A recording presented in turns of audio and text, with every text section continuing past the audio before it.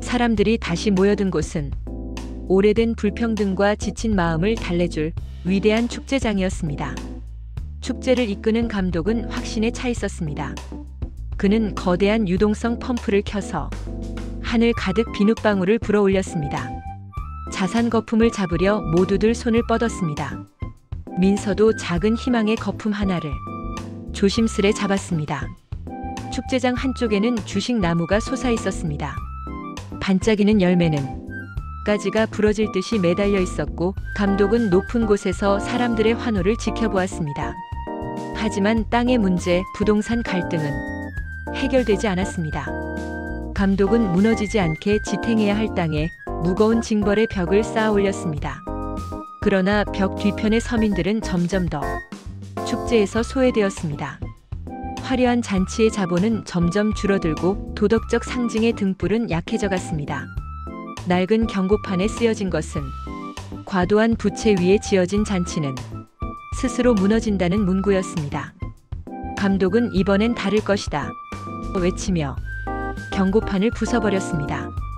축제가 절정에 달했을 때 먼 곳에서 차가운 바람이 불어와 거품을 간지럽히는 듯 하더니 순식간에 모든 것을 관통했습니다. 펑! 소리와 함께 자산 거품이 터져버렸습니다. 화려했던 축제는 멈추고 땅바닥에는 끈적하고 차가운 비눗물만 남았습니다. 민서는 텅 빈 하늘을 올려다보며 일어섰습니다. 그녀는 차가운 끝마무리에 절망하는 대신 이제는 스스로 단단한 것을 짓는 법을 배워야겠다고 다짐했습니다. 앞서 얘기는 이재명 정부 출범 반년, 뜨거운 잔치 뒤에 차가운 끝이라는 주제를 상징적으로 그려본 것입니다. 한국 정치와 금융의 변화는 결코 고립된 현상이 아닙니다.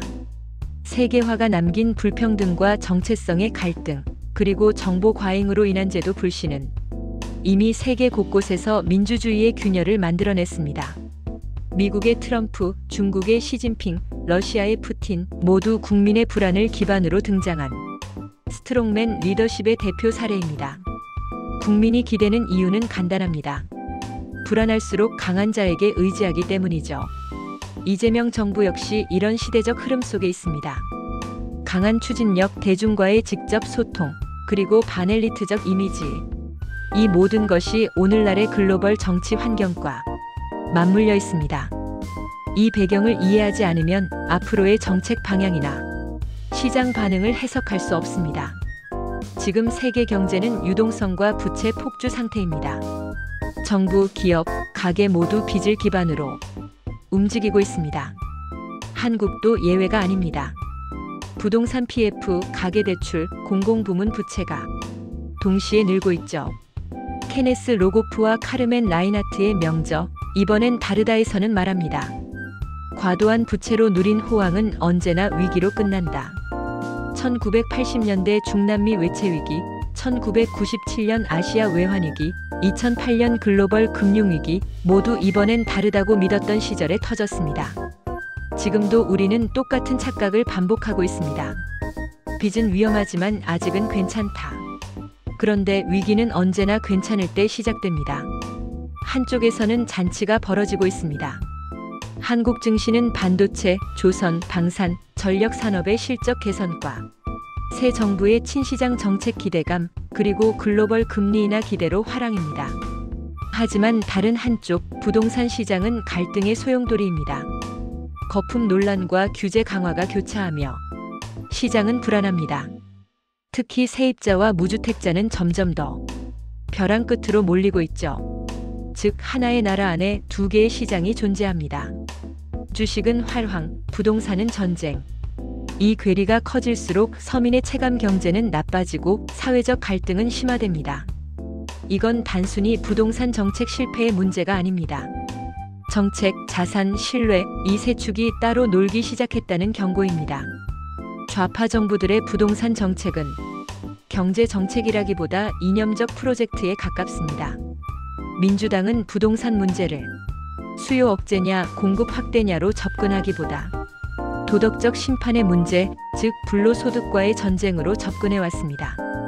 이런 접근은 정치적으로는 매력적이지만 시장에는 독이 됩니다. 세금이 공공의 재원이 아니라 벌금처럼 느껴지면 시장 참여자들은 신뢰를 잃고 위축됩니다. 경제학의 기본은 인센티브입니다. 하지만 지금은 벌점과 제재로 정책이 운영되고 있습니다. 이것이야말로 시장 왜곡의 출발점입니다.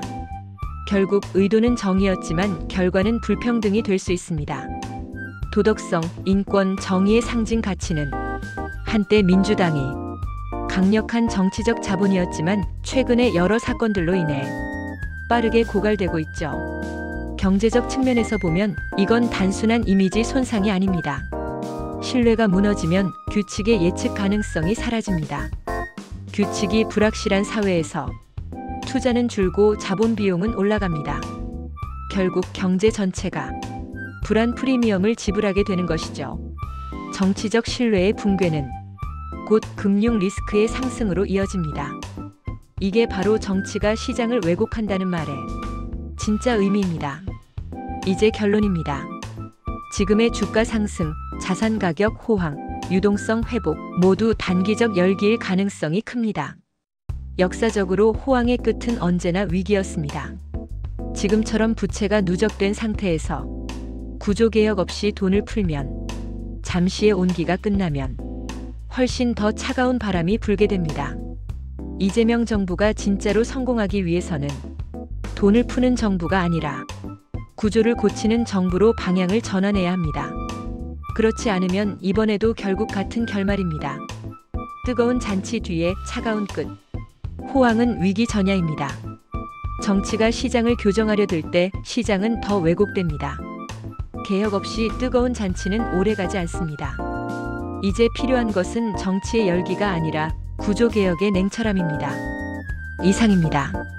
감사합니다.